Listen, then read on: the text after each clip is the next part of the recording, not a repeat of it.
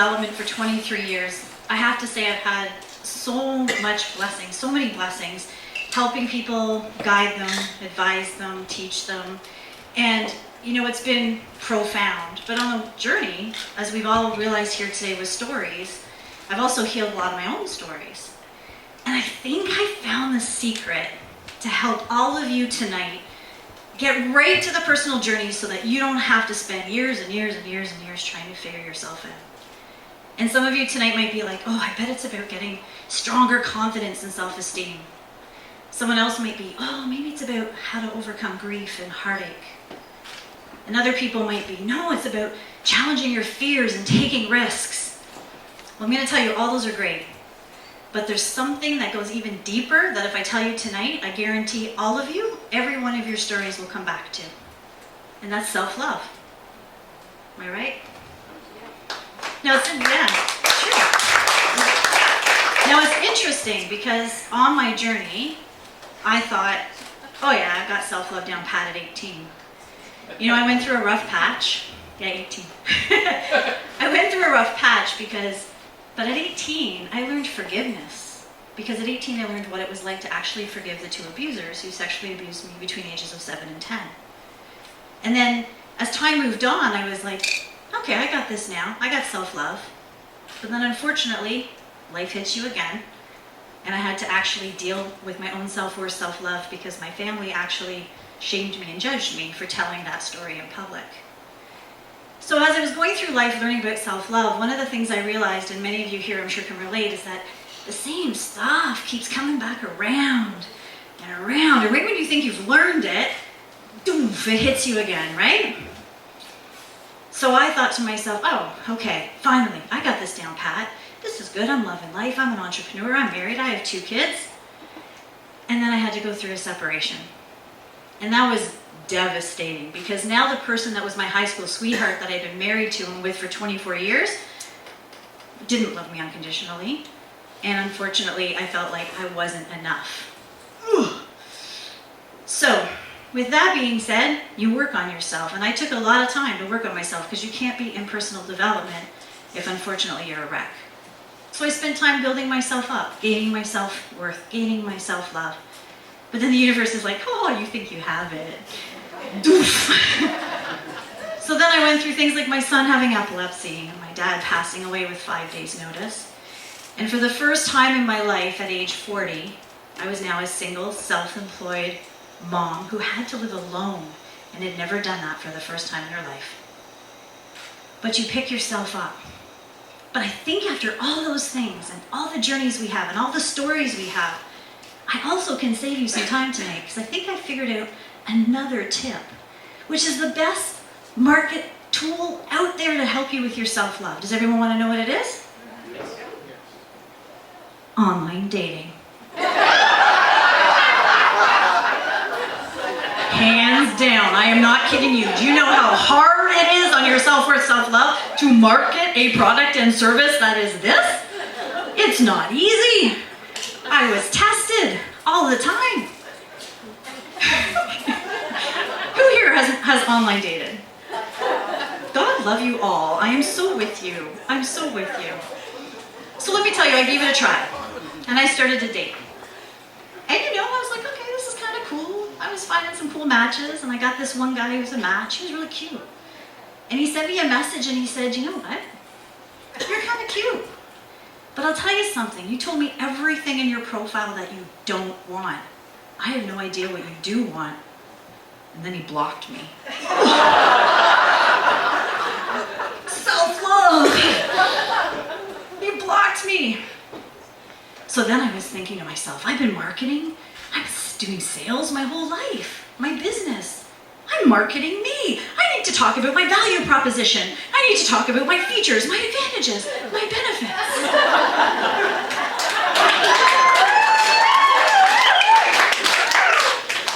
So I decided to get a little bit picky. Now all my friends, they said, Angela, you're crazy. Online dating is just a meat market. It's just booty calls. And I went, oh, no. I'm going to treat this like a grocery store. When I go into a grocery store, there are thousands of products. Now, I can pick all the junk food, no problem. I can take all the crappy stuff with pesticides and preservatives and all that shit. And I can take it home if I want, or I can read labels. I can take my time. I mean, I'm gluten-free and dairy-free in real life, so hell, might as well just be picky online as well. And then what ended up happening? I started going on some pretty cool dates. And some of those people I'm actually still friends with on social media today. So that was pretty neat. And then what ended up happening was my Tuesday nights became my red light Tuesday nights. I made up for some lost time. But see, Tuesday night worked because what happened was, as some of you may know here, if you're separated or divorced, I started getting my 2 kids week on, week off. So it'd be Friday to Friday, but the Tuesday in between, it would go, one of the kids would go with the other parents. So what happened was, when it was my week and it was Friday to Friday, my Tuesdays were free. So I thought to myself, okay, if I actually go and date on a Tuesday night, this could work, because if it's a great date, I might have another date on the weekend. But if it's a crappy date, I can go home early because it's Tuesday night and I gotta work tomorrow. So no harm done. And I had a lot of fun dating. And I actually started going on so many great dates, meeting so many amazing men, that friends came to me and said, can you help me with my Tinder profile? And I'm not kidding you, I actually have helped 2 past men I've dated. One is now married with twins, and the other one is he actually met his wife in 24 hours after being on Tinder. And my one girlfriend has a long-term relationship, all because they went for some marketing advice from myself on how to market their value proposition online. So they're doing really well. So I thought that was kind of fun. But today I'm still single, and for right now, I'm really okay with that. But it's funny, my daughter, she said, she's 14 now, and she said to me, Mom, why do you have to settle? Just go out, be happy, find someone. I said, oh dear, I gotta talk to you. We don't settle, not in this house. So I said to her, how fair would it be, after all the work I've done, after everything I've been through, after being with your dad for 24 years, if I've done all this work, but I find someone that's maybe only done this much work, how fair is it to him, and how fair is it to me? And when I've taken so much time, energy, and effort to build up my self-love, self-worth, why would I want to settle? So I said, I'd rather be alone. And she said, you want to be alone? And I said, no, but get this. When I'm alone, I like my time. Because when I was actually married, even before as a kid, I wasn't alone. I lived in a house that always had noise. So even if I was alone, there was a TV on, the radio on. We always had people in the house. Somebody was always chatting. And then I moved right into being married. I always had somebody in the house. So now my kids were gone to their dads. I had to be alone. It was tough at first. And then, I dated, but at the same time, I had a lot of time to myself. And I had time to think about those dates. What went wrong? What went right? And I learned a lot. I learned things like, I can set boundaries. I know how to communicate well. I've had to be vulnerable because I've had to tell my story from a place of now being an adult. I learned how to do things like reject with love.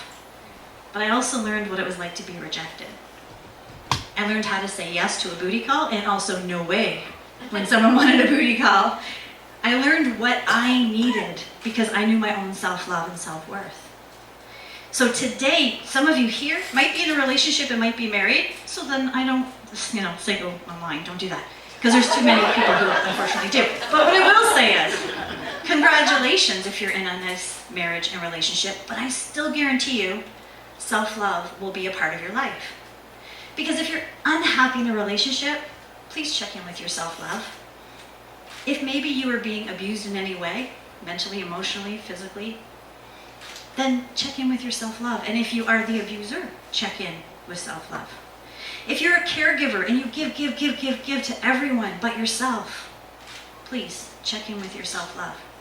Because everything you do, whether in a relationship or alone, I guarantee you all your stories will come back to a place of self-love. So for tonight, that is my little goal for you. If you're single, I just saved you some time. But I really hope everyone here will have some fun with their Red Light Tuesday nights. And I would want you to get in and take that risk. and put yourself out there, because we learn about ourselves. And I've learned more about myself in my 40s than I can say I ever did with all those beautiful journeys that I had that got me up to 40. So for tonight, please enjoy your red light Tuesday nights. Maybe it'll go to Friday and Saturday. And for now, I will pass it back to Kevin, and thank you so much for having me share my little fun online dating Tuesday night date nights.